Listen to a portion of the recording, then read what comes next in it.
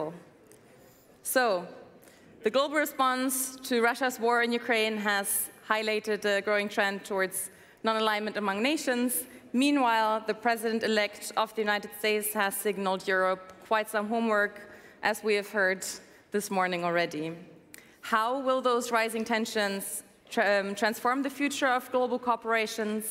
How can Germany, the EU, and its allies assert themselves as credible and value-based actors in this new order?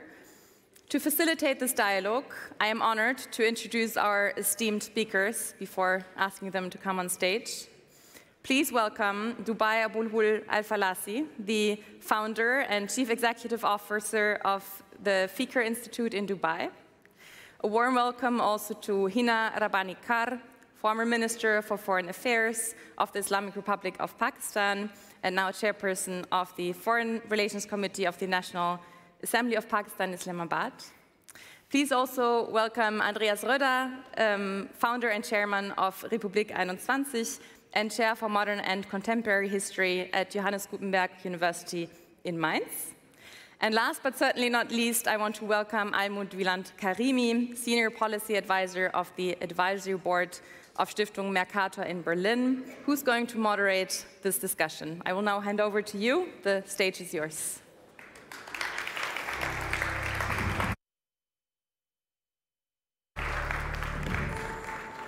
Hina, you want to sit here? There's your mic. That's for you.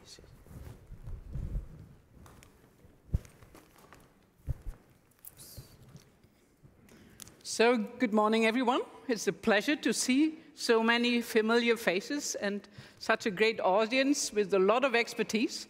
So I'm looking forward also to our discussion later on. And some people have left, but we also have a former Minister of Foreign Affairs with us. So I'm extremely happy about this amazing panelists, and thanks to the Körber Foundation, not only for having us, but inviting this group of panelists. And I think it's very timely for us, as we have heard from the first panel, not only to discuss what the election of Donald Trump will mean for us here in Europe, but for the whole world. And of course, with the new election upcoming, it is also timely for us to discuss and to reflect how do we position Germany and Europe in this newly emerging world order. And I would say we're in the midst of this transformation of the world order, or rather, probably in the beginning of it. I think it will take quite some while until we know and understand how this new world order might look like. None of us really knows, but what we do know is that the world order is changing rapidly, and we know that from the unipolar US hegemony after 1989, we had this increasingly bipolar confrontation between China and the US. And what we see nowadays, that there are an increasingly multipolar world. We also don't know, and we'll discuss that on this panel, whether or not there is a development towards a multipolar world.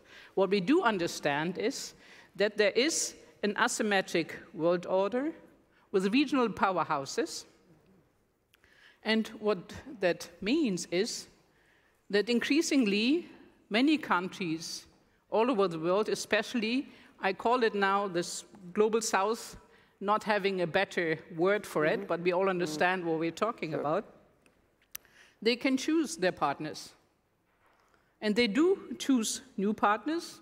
They do choose non-alignment to no, or no alignment to any alliance, or what they call the multi-alignment. That's a term labeled by the Indian Foreign Minister, Jaishankar Subramaniam. So this is a messy world to a certain extent. And what it also implies is, and you have mentioned that, Leslie, already, is that out of a multilateral system, multilateral alliances, we go more and more to transactional agreements, or some on the other side of the Atlantic might call it deals. Is that an emancipatory promise for some countries? What does it mean for multilateralism? And we also understand that the bipolar confrontation, the Sino-American confrontation, is undermining the multilateral system. And we don't have a clear understanding anymore what multilateralism is. If you follow the UN Security Council, it's again on the agenda, and mostly it's China and Russia putting the term and the concepts of multilateralism onto this agenda. At the same time, talking about the UN, because of this situation, is losing authority. So the West insists on the rules-based order, basically the laws, rules, norms, developments after 1945, while China and others, they want a sovereignty-based order, prioritizing state security and the protection against interference in international affairs. So clearly there is a clash of worldviews. And Hina, to start with you, you're in the midst of this. Okay. You have been the Foreign Minister of Pakistan, you're now the chairperson of the Foreign Relations Committee, you're a well-known speaker everywhere. So you've heard that question before, is Pakistan or South Asia? On the one hand side, you're trying to balance this rivalry and have close economic and infrastructure cooperation with China and a security cooperation with the US. Do you think this can be a sustainable approach, or do you see any alternatives to this?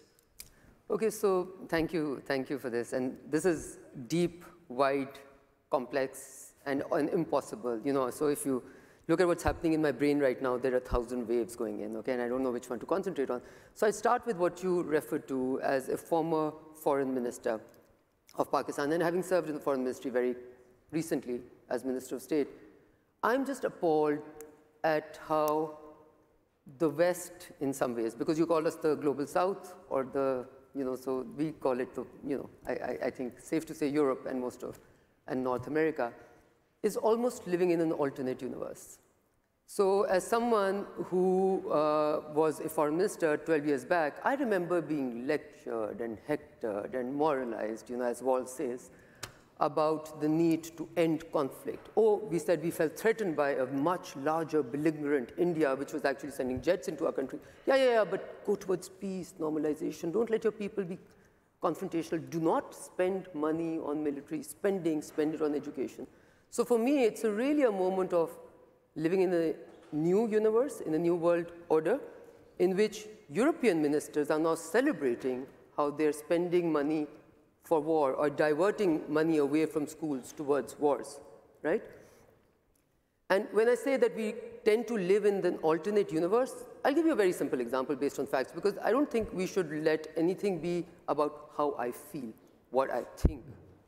Right? It has to be bigger than that. It has to be about values which are supposedly universal. It has to be values which are supposedly ones where, what does universality mean? That it doesn't matter whether it's my best friend who's doing it or my worst enemy who's doing it. My values are my values, and I will go to war for those values. Now pause there for a second, and when you think about the global South and why they're not having so much confidence and faith in the West right now, please do remember that we went through 2 really disastrous wars, adventures which were done in the name of values, which were then happily, you know, stopped when the values didn't change, the timeline changed, the interests changed, right? And therefore, many of us don't bother to remember what the cost of war studies of the Watson Institute or Brown University tries to tell us about the cost of Afghan war. You have the ability and the luxury to just not think about it. I do not. I have a 2,600-kilometer border with Afghanistan, and what was left behind has a real impact on the lives and livelihoods and well-being of Pakistanis and perhaps in the entire region. So all I'm trying to say is that when you hear completely different framing of the situation in Ukraine versus Gaza and Palestine, and when you want to apply a completely different value system to both, then without really understanding it, what the West has been really losing with the global South is a lot of credibility. And as I said, going back to basics or facts, you know, the Foreign Minister Barbok talked about 135 countries which are standing on the side of Ukraine from day one in the General Assembly, and she felt that a country like Germany should support the General Assembly vote, you know.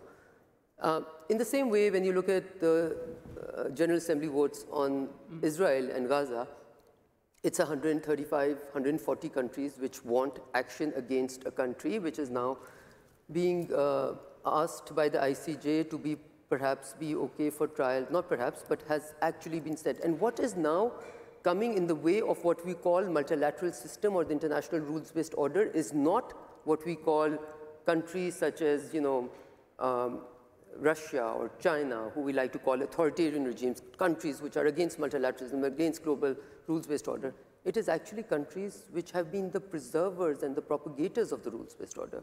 So in some ways, we are at a time where the great change that we are seeing is not one which, the system is not breaking down because of others attacking it. It's actually the builders and the preservers of that system which are no more feel inclined to hold it. And just one last line, because you talked about, I think let's all accept that eventually it is hardcore interest or whatever we view as national interest or European interest which guides our behavior rather than values, because I think that has now dithered away in the light of facts as we see it every day play out. 10,000 children dead, and you know, nobody feels the need to correct the situation. So I think we just have to be realistic about what the situation on the ground is. Yeah.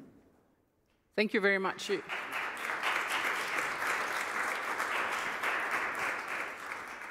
You're telling us we are living in a new, but also maybe in kind of felt different universes, and also very politely and diplomatically reminding us of our double standards, or at least the perception of those. So let me go to Dubai and ask her, you live in Dubai, so from your perspective from the Gulf, from the UAE, how does this power rivalry play out from your perspective, this bipolar rivalry, or isn't that so important from your perspective? And how would you see your own country or your region positioned in this emerging new world order? And also considering that you have recently joined BRICS Plus. So we are, I think, the 8th or 9th member of BRICS Plus. So we have taken a decision also to join a new alliance. So from your perspective, how is this going to play out?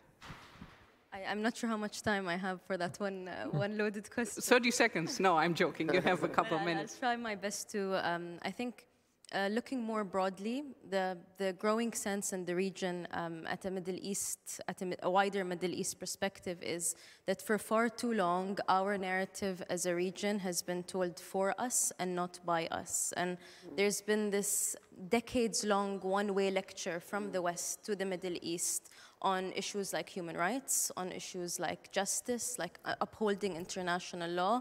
I've actually lost count of the amount of conferences like this where whenever I speak to an audience, it almost feels like the audience is surprised when they realize I'm not an oppressed woman that wants to be saved by the West. So there's this growing consensus of it's been a decades-long lecture that we've heard on values, universal values, including upholding international law, that right now, with what's happening in the Middle East, feels quite frankly very, very hypocritical. So when we talk about international values and norms, why is it that they are applied selectively? And when we look at Gaza, for example, it's what has been happening over the past years is unspeakable. And when we look at Western capitals as upholders of international law, of international norms, we see a very deafening paralysis when it comes to policy making. And the way forward is not for us to not talk to each other as regions. Isolationism is not the way forward. I'm a strong believer in multilateralism. We need to talk to each other, and we need to uphold an international rules-based order, but it needs to be, as Hina was mentioning, it needs to be applied equally to all regions and conflicts. The growing sense in the Middle East is that Arab lives have been dehumanized, that they don't hold equal weight to other regions and counterparts around the world. And what you would see emerging is a generation of young people who feel very disillusioned. And I don't think we talk enough about how that will lead to further radicalization, not just from the Middle East, but also in other parts of the world. How can we put forth a multilateral reform agenda that actually means global and not purely Western? How do we move forward towards closing the so-called global North-South gap in a way where the Middle East doesn't always feel like it's on the receiving end of a very empty lecture, and instead is empowered as agents of its own making? That said, I also think there have been notable measures, particularly from the EU side, on trying to bring closer EU-Gulf cooperation beyond just an energy-related relationship. The EU Special Envoy is sitting here in the audience on the Gulf, and I have to commend all of his efforts on the very historic EU-GCC meeting that took place last month. I think it's a pivotal step towards, I think, taking more seriously the growing role of this region on a global policy-making scale. But when we talk about multilateral reform, we need to really look at it not just as a talking point that gets recycled at the UNGA every year. I think BRICS is a good example. I know the emergence and expansion of BRICS has been met with quite a lot of skepticism in Western outlets, but to me, I look at it as a positive thing, because countries and regions need to work with each other. I like to call it alternative multilateralism. It is not an anti-West coalition. It's simply countries saying, you know, we don't want to continue positioning ourselves in an either-or camp. There are some countries where we're going to work with on different sectors, and it's not necessarily a transactional view of the world, but it's to say that countries now have more options. We don't carry this ideological fear of, you know, you cannot work with China or you cannot work with Russia, for example, on certain files. It's more so, how do we diversify diplomatic relations? And that's why multipolarity means different things to different regions. When you say that word in Europe, the focus automatically goes to Russia. When we speak to counterparts and think tanks in US, that's looked at through a purely China lens. But when you look at the Middle East and the majority or the rest of the world, they don't share that ideological viewpoint. It just means multilateralism is no longer hierarchical. It's more flat in nature. Thank you very much. So you're saying multilateralism has been defined by the West. That has been your perception. And now we should have a global multilateralism. And of course, that's the $100 million question in this whole question about the transformation of the world order, how to do that. And I also understand your point, we should start this lecturing part.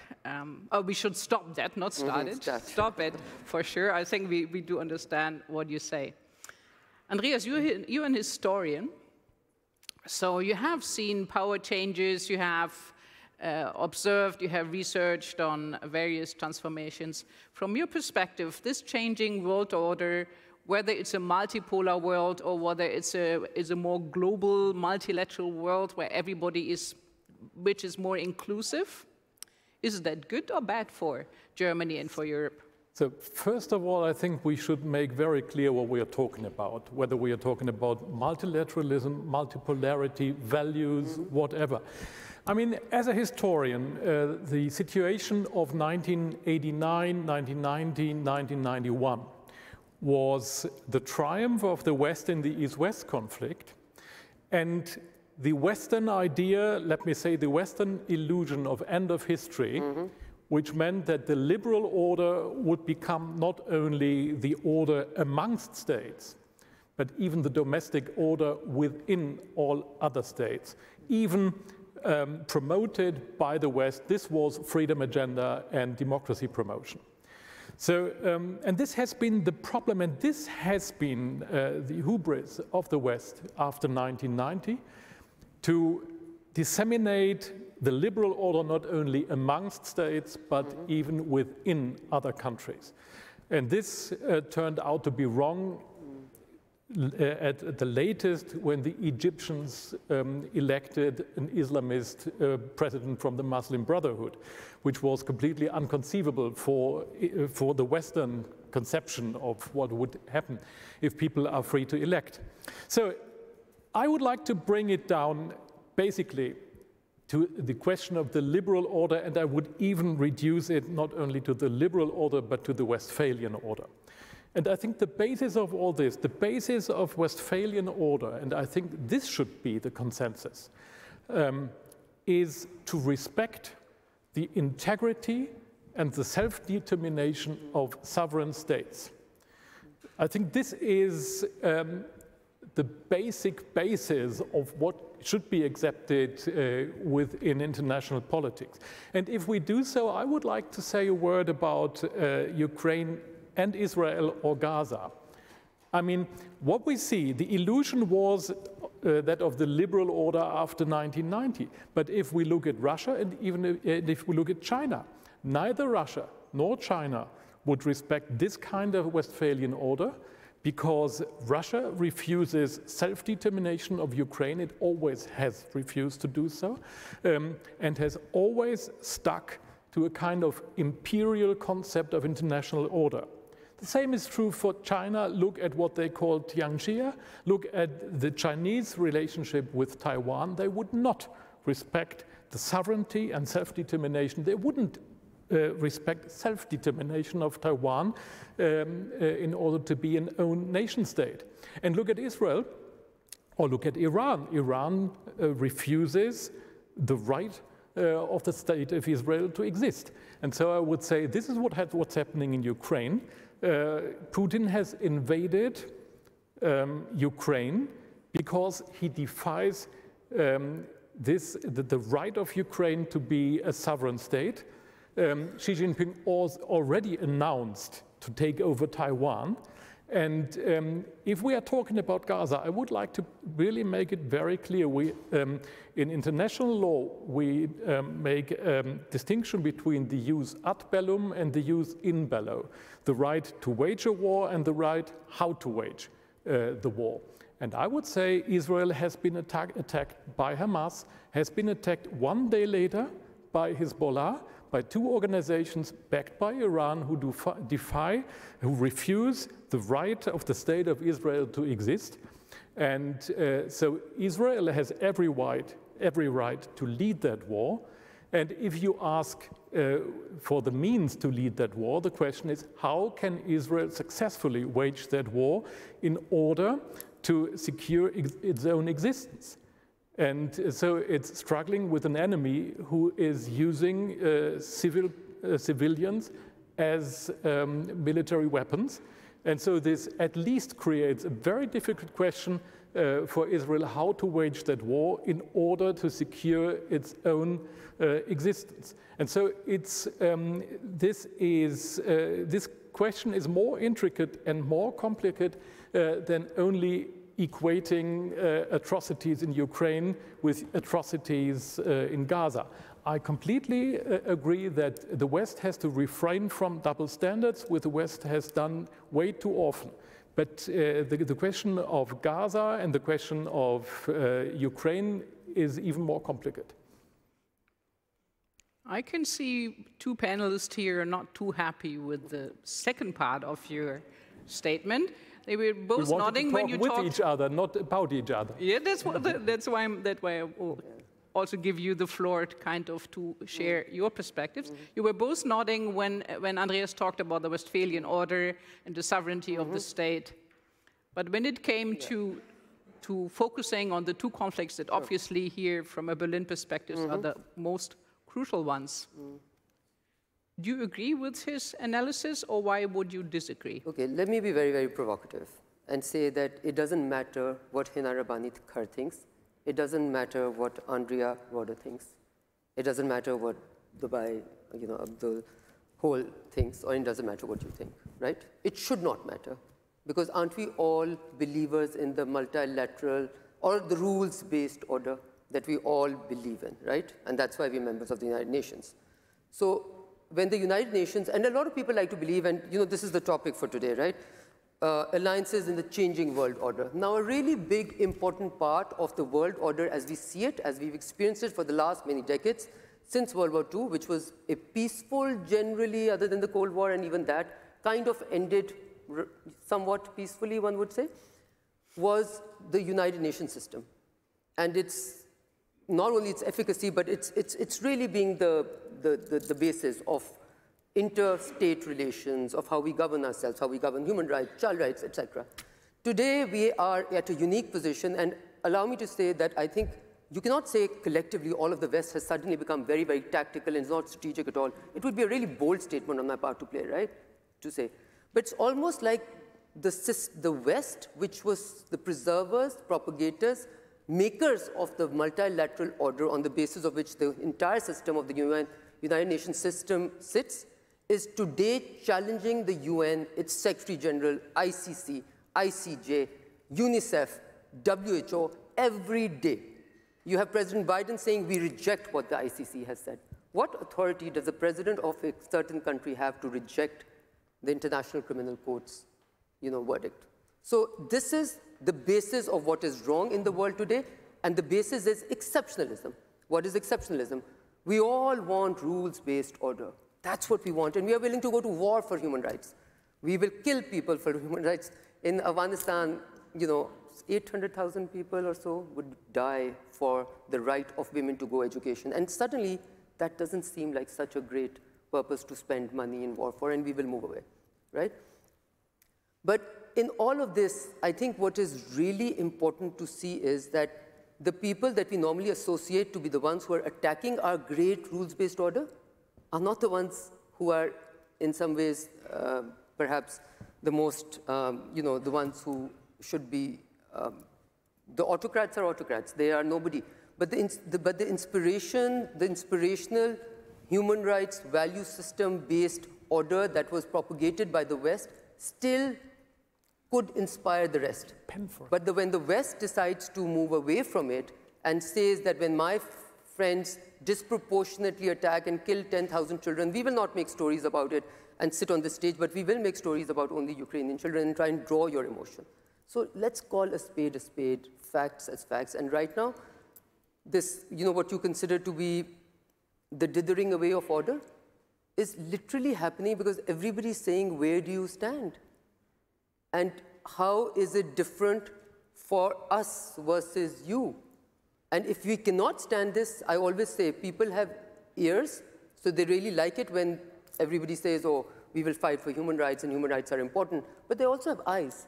So when they see people dying by hundreds and thousands and no one coming to defend them, and I will give you one good example to end by. The United Nations General Assembly vote. That should matter for something, right? It tells you what the view of the world is. When it came to this vote that the ICJ's genocidal trial on Israel should be carried forward by the UN system to bring it to, to justice in some ways, do you know how many countries voted for it? More than 130 or 124. 40 countries abstained. Do you know how many countries voted against it? With the exception of Israel, United States, Hungary, I think there were 5 kind of unknown countries, which you can all imagine why they voted where they voted. So this is what the world is telling you. And you are repeatedly rejecting it and saying, no, we stand for values, but only selectively. So the world is saying, we will fend for ourselves. And please don't judge anyone for siding with one country or the other. No one's siding with anyone. It is my right as a sovereign to pursue my interests. So if my interest is in infrastructure development, which a certain country might be able to provide, it is absolutely my right to do so. So it's really interesting. It's almost unbelievable how we live in these parallel universes, and we're not able to. So we keep on hearing each other, but we just refuse to listen to each other. Well, thank you very much. I think it's wonderful to hear your statement and your commitment to human rights and to the rules-based order. However, I do have to ask you that from other perspectives, I have seen so many demonstrations against the Israel-Gaza war, against Israel in the streets of Pakistan. But I haven't seen anything when it came to the Muslims in India, say, no, with this new laws they have there, or with the Uyghurs in China, or with the Rohingya in Myanmar. So I understand that it has to do with interest. However, if it comes to human rights, then it should be the human rights of all. No, I will absolutely not try and defend this at all. First of all, I think we need to get the facts straight. As far as the Citizenship Amendment Act, which is probably what you're referring to, yes, which happened in India, is concerned, it was an anti-Muslim, anti-Pakistan, almost in its extension. Yes. As far as when you talk about the West's commitment to stand by the right of self-determination of the people, we always happily miss out Kashmir, right? Because India right now is a great ploy or an entity which is needed for the China containment plan, right? So there are all of these things happening. And I will not answer what you've said with trying to defend my country or myself, simply for the reason that my country doesn't go to war for human rights. Other countries do. We don't wear it on our sleeves and carry a flag of protectors of human rights all around the world and don't massacre people for human rights protection, right? It's really, it needs to be seen. So I think we are very clear as to we will pursue our interests. We're not, so in some ways, lack of duplicity in that. And when it comes to Rohingyas or when it comes to Uyghurs, I think Pakistan likes to believe, Pakistan is one of the countries which likes to believe that diplomacy is best behind closed doors. So if you have problems with the Taliban, we don't think it is great diplomacy to say this is what the Taliban need to do, because you need to show respect to even your adversary and not put them against the wall, so you have room for negotiation. I think the West has unlearned the lessons of negotiating towards peace and wants to propagate in some ways war, and that's why I feel it is tactical. I understand what I'm saying is quite an alternate universe, and but it's just looking at you from the other, from outside, and being inspired by the values that you stood by, and being inspired by what you've been able to achieve post-World War II. But I feel very strongly that you're unlearning the lessons of history, and at great cost not only to yourself, but the rest of the world also. Thank you very much. Dubai, from the Gulf perspective, looking at what Andreas has said and explaining the Westphalian state, but then also explaining why Israel has the right to self-defense. How is your perception of this war and the rules-based order?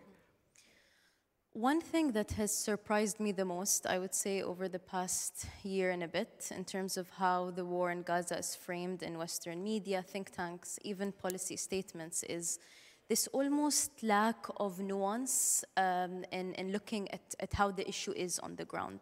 So yes, you can condemn what has happened in October 7, but we can also condemn the disproportionate response from Israel's far-right government over the past year. You know, over 40,000 innocent civilians have died, 70% of whom, as the UN confirmed last week, are women and children.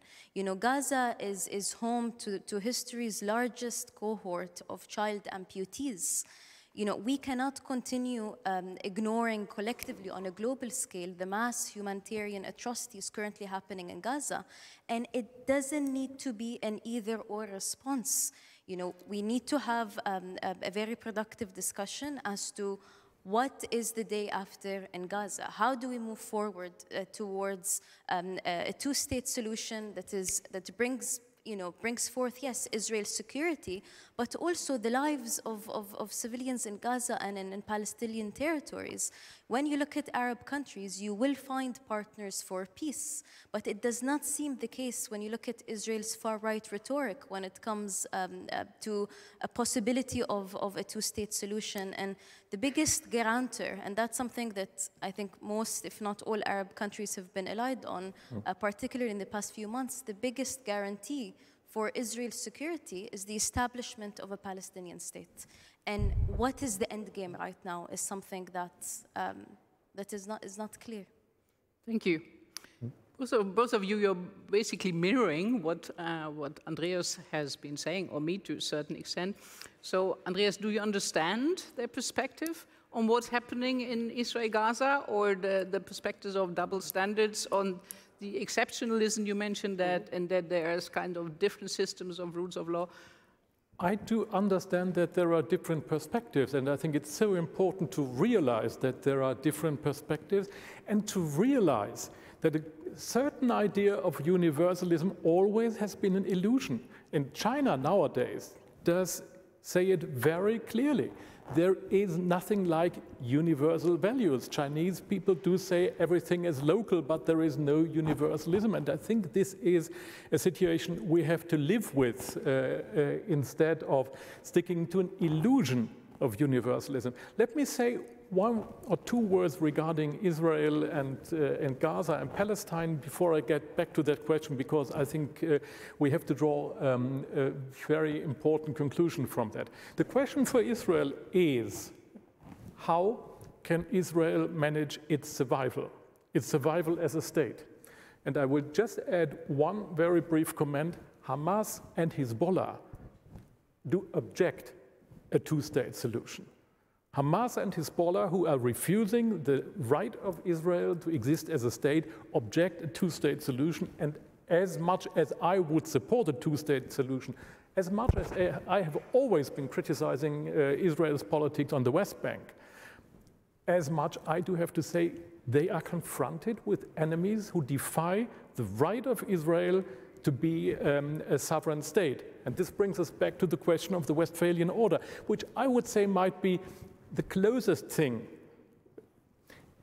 and the closest thing to any kind of universal value. But even this, saying that, you see, is an illusion, because Russia and China do not stick to the Westphalian Order in order to respect the sovereignty and the integrity of sovereign states and their self-determination.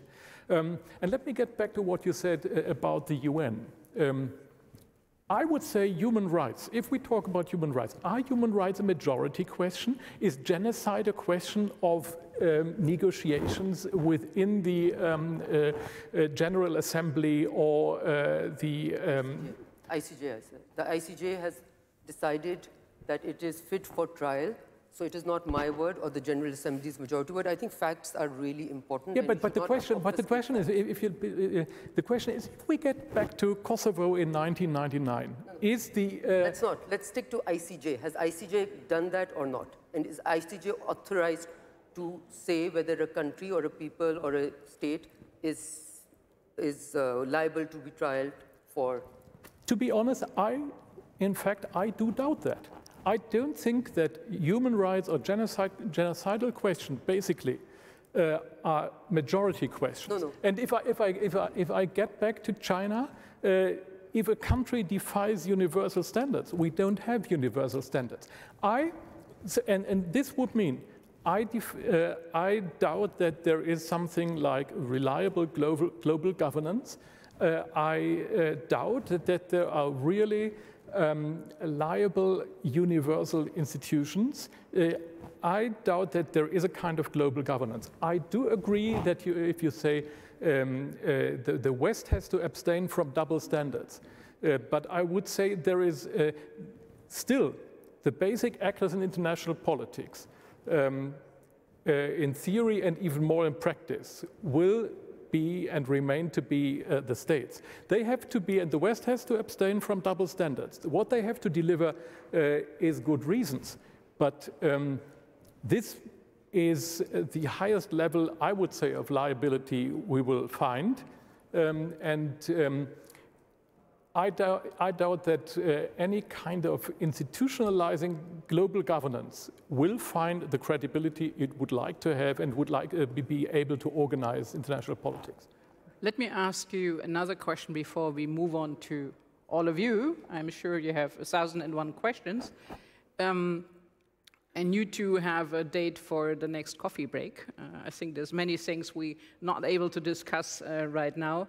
My question is, if you look at the number of conflicts in the world, 1 in 7 people live in a country where there is conflict. There is a 15% increase in conflict from last year in 1 year. And there are 50 countries, nearly 1/4 of the United Nations, which live in extreme high or turbulent level of conflict. These are the ACLED data. Let me ask the three of you with your perspectives or your assessment. Is this typical of a transformational time, that there is an increase of conflict? Or is this something that is not related to the transformation of the world order?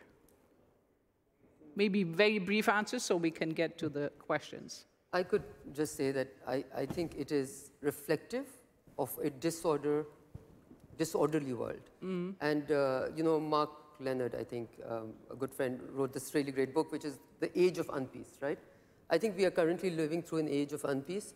And so just very quickly, once, you know, there's a saying in the rest of the world, in the East, more or less, that when, and I think it's in this, but that when the US catches a cold, everybody, it impacts everyone. So a country like Pakistan can perhaps do something wrong on its own, it would have impact on us, on the region, but when the preservers and propagators, as I said, of order decide to create such blatant exceptionalisms for in and around that, then I think everybody feels that conflict is, you know, everybody does things which they would typically not do. It gives everybody a free ride, in some ways a free way. So basically the age of unpeace and the reflective of the disorder. Yeah, I mean, it's an age of chaos. Yeah. Andreas, what is your take on this? Basically, I would say it's history. And even if you look to the times of the Cold War, which we regard as the most stable time in the 20th century, from hindsight at least, so even the Cold War was filled up with local conflicts. So the hope was that when Cold War ended with fighting Saddam Hussein's annexation of Iraq with an international coalition would set a precedent for stability after the end of the Cold War. However, with the wars in former Yugoslavia, the latest, we had to realize that this hope would not fulfill. And so you might say that times of a strong and pressing order are more stable, but a closer look to the Cold War reveals that this hasn't been the case even during the Cold War. Interesting. So we have to cope with it up here. Thank you. Dubai? I think this state of unpeace, as you were saying, or complete upheaval requires a period of serious self-reflection on what is our, or what should our collective multilateral reform agenda look like. You know, the multilateral institutions we have are far from perfect, but in order for them not to sink into irrelevance, they need to have actual reform. And we need to talk about, you know, how the veto power, for example, at the UN Security Council is no longer, you know, it's not just that it's not doing its mandate, it's actually plunging the international community into a further state of paralysis. So how can we come up with both new alternative multilateral bodies that can perhaps look at more regional or thematic areas of focus, while at the same time implementing the necessary reforms? But that will need both the courage and stepping up of veto country powers themselves. You know, 5 countries cannot continue paralyzing the international community. And again, that needs to not, this needs to go beyond rhetoric and talking points, I would say. Yeah, you're alluding to the global governance reform agenda. We haven't even started to discuss that, but for sure the UN Security Council is top 1 priority, but also the international and financial institutions. Let me get to you, the lady in red here, in the front row. Lady in red has the first question. Please do introduce yourself and ask a question. As Anna has said earlier in the first panel, please no cool statements. But I'm sure I see you have the question mark here on your forehead. Thank you. That's a song as well, The Lady in Red. Thank you very much for your honesty and also answering the question, bursting the bubble. I think you have done it. You've done it very well. And what I see here is somehow confrontation of different approaches. I just want to make one correction before I ask my question. You said that the EU is gathering money to go to war this is not going to war, it's to defend itself. I think it's very important.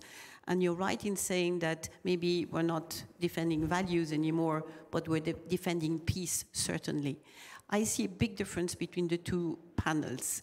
You're only talking about the Israel-Hamas war, when the first panel was concentrating on Ukraine, which is today at the core of the EU preoccupations, but it's not the preoccupation of the rest of the world. So my question is, there is a global south, here, which is everybody except us. So who is to write the new rules if indeed we are in the new world order and we need new regulations? Thank you. Thank you very much. So while you're thinking about the question, who's going to write the new world order and all these questions, thank you for your clarification as well. I have the gentleman there with the glasses on the other side. Thank you very much. Evgeny Pregerman from Belarus, Amidst Council on International Relations. Having listened to the panel, which is called Alliances in a Changing World, it's remarkable how nearly absent the alliances part has been. So I just started wondering whether the panelists think there is really a place for the concept of alliances as we've known it in this changing world, or whether this concept of multi-alliance, which has been referred to, basically means non-alliance, non-alignment in this changing world. I have one more question, and then we get back to another lady in red. So that's. Oh, this. I see all your hands, and we have 12 minutes left, so we'll try to get to everyone. Please. Sure. Pumzile Van Dam from South Africa. I work as a consultant. I'd just like to ask a question around a point Andreas made about saying, you know, I hope I didn't misunderstand, that you're not sure of the ICJ's authority. Would that then apply to similar organizations, so the ICC, the UN? So if we do not have these organizations, and hopefully it's not in a situation where it's a case that you perhaps do not agree with their views, should it apply? Should it be a blanket application that the ICJ does not have that authority, the ICC does not have that authority, the UN does not have that authority? So what does it look like if these institutions should not have the authority that they do? Thank you very much. I think we have enough food for answer, and I'm very lucky because here I'm supposedly to answer or to read out questions, but it says ask the first question. So I think there's nobody has asked a question yet. So everybody out there, please do write your questions, or maybe there's something wrong with the system. I don't know. So we have the first question was definitely going to you, and the lady was saying, well, to everyone, but let's focus on one person. The EU is defending itself. It's defending peace in Europe. Do you understand this? I think absolutely understand it. In fact, we understand it perhaps much more than you can imagine. Because, and I've tried to relate the experience of being the foreign minister of Pakistan and having seen and been in that place for a pretty long time in the foreign policy space. We have always been told, guided rather wisely by Europe, that please try and create avenues for peaceful coexistence, even if your neighbor is very large like India, very belligerent like India. We just sent literally jets into our territory like 3 years back just because they had to win an election, and everything else, right? So belligerent, all the explanations which are typically given for Russia.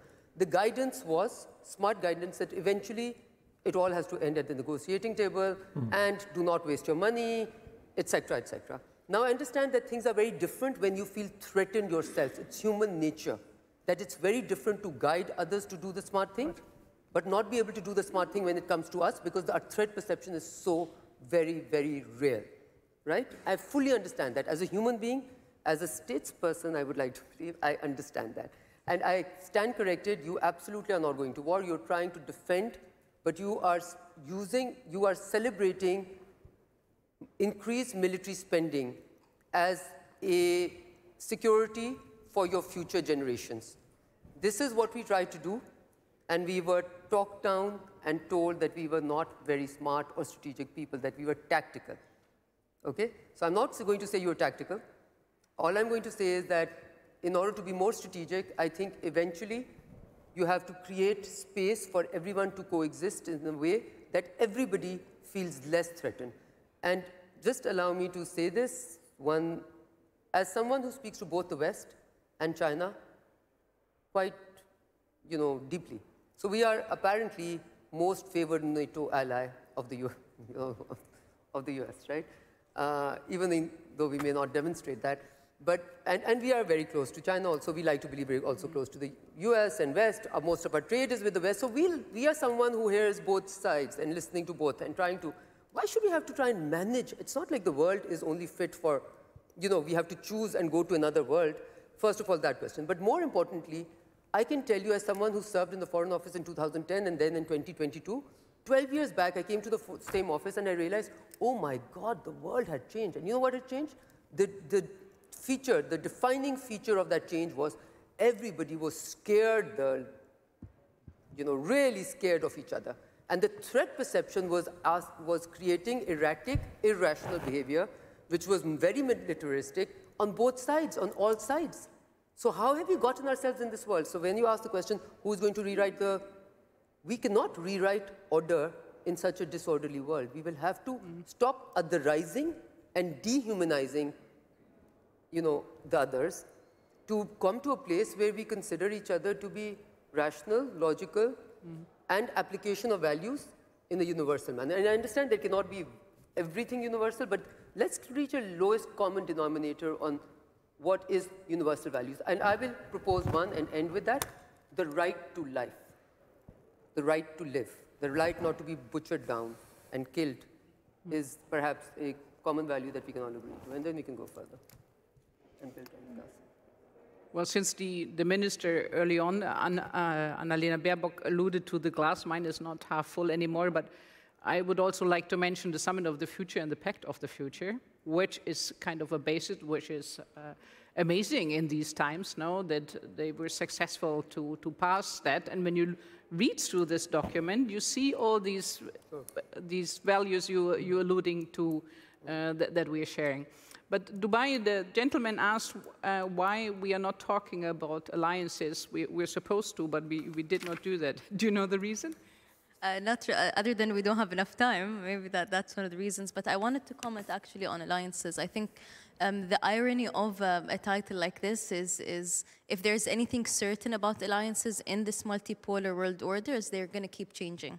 And they're going to keep changing not because countries cannot decide, who to partner with on what, but interests change, geopolitical tensions arise, and how multilateralism will look like going forward, I think, is going to be inherently thematic-based. There are some countries that are going to work together on water security, others on climate change, others on women's rights. It's the alliances aspect of a multipolar world will mean a further customization of interests, I would say, and it doesn't have that binary of if I work with China on X, it doesn't mean I can't work with the US on Y. I think some themes will inherently be more polarized, and so alliances will have to be chosen more carefully than others. But I think what we're moving towards is the lack of historically ideological decision-making when it comes to saying, these are my traditional allies on everything. I think it's going to be a much more diversified, the way we diversify our economies, I think we would have to diversify diplomatic relations as well.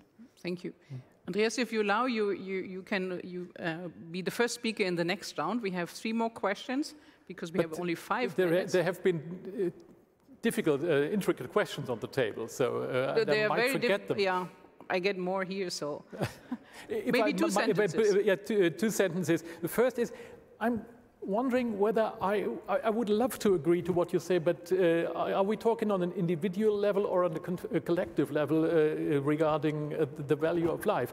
What is if any party is going to war? Even a defender has to sacrifice the lives of soldiers. And so even if I would love to agree to that, I think it's intricate in terms of realization.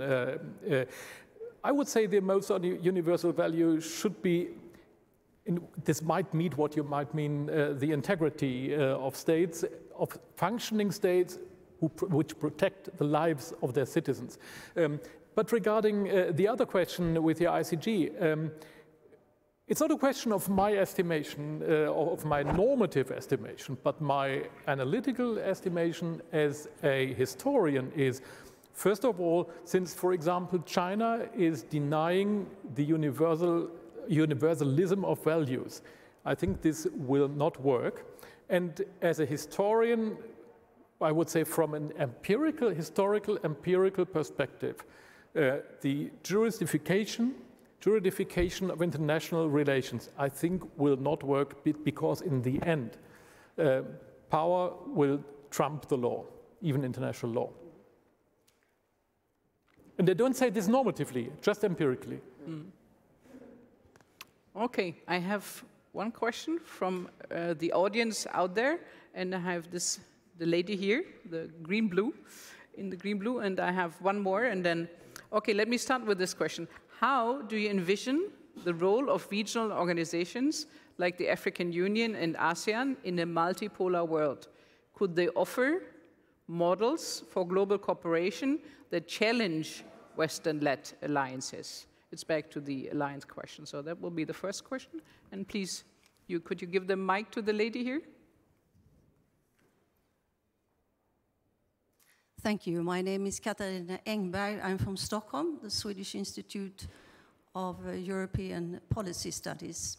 Many thanks to the panel, and I do understand the call for a change to the multilateral system, more reflecting changing global order. I also understand the objection to the double standards applied many times by part of the West, at least. However, I do not understand if this is going to be translated into neutrality in view of Russia's aggression against Ukraine. After all, this is a flagrant break with one of the main principles of the United Charters of non-aggression, which I think should be dear to all of us, even in view of all these changes now taking place. Thank you. Thank you very much. And we have the last question from the lady over here.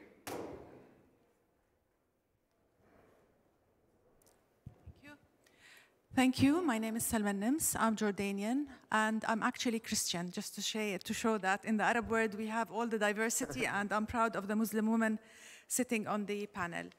Mr. Andreas, I want to ask you a question. You talked about that Russia, China, and Iran are refusing the self-sovereignty and the right to existence to some nations, but you skipped the right that Israel is denying the Palestinians the right to their self-determination, and even announcing no statehood, and also yesterday deciding to annex the West Bank.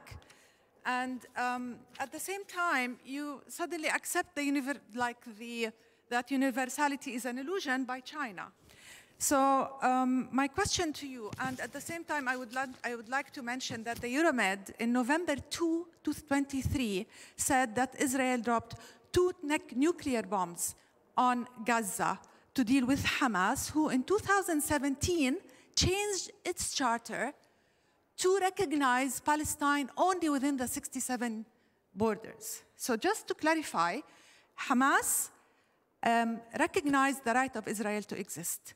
Having said that, I want to ask you, how do you think, if we continue to go forward with such a selective implementation of the world-ruled order, how do you accept we will achieve not only peace in the Middle East, but to avoid the increase of insecurity of Israel and the outflow of that in Europe?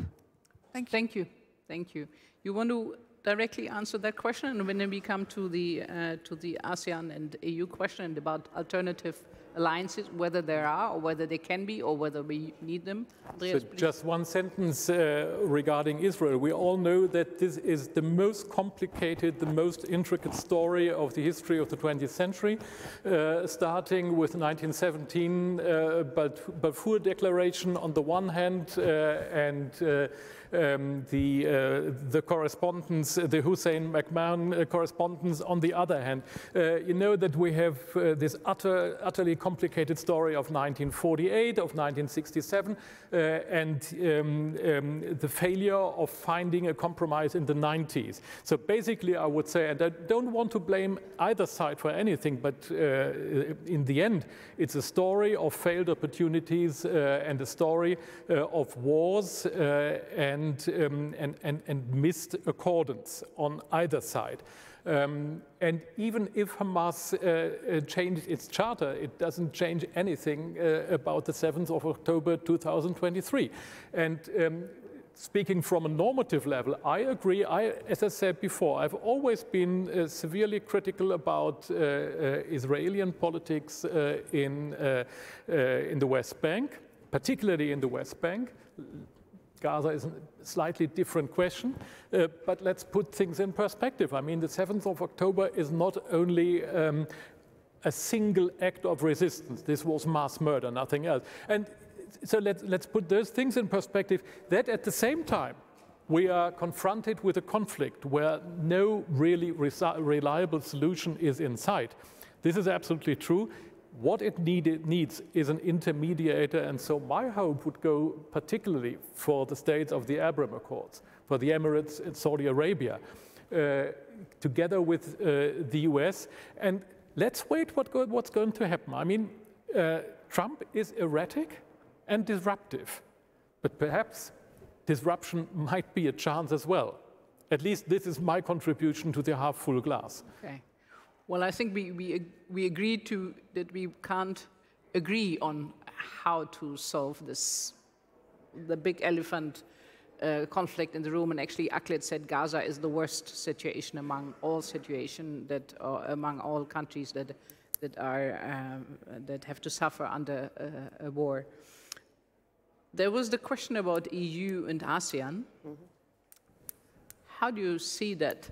Is it an alternative, or is it just regional? To my understanding, would be regional organizations like the EU with a different setting, but it's a regional organization. It's not, to my understanding at least, not an alternative, but rather another regional organization that is kind of getting its act together. I think all forms of multilateral cooperation should be welcomed. We cannot afford, and this is the same thing on how I was saying earlier, how BRICS has been looked at in a very negative light when it comes to Western coverage. And that's something I think is unproductive.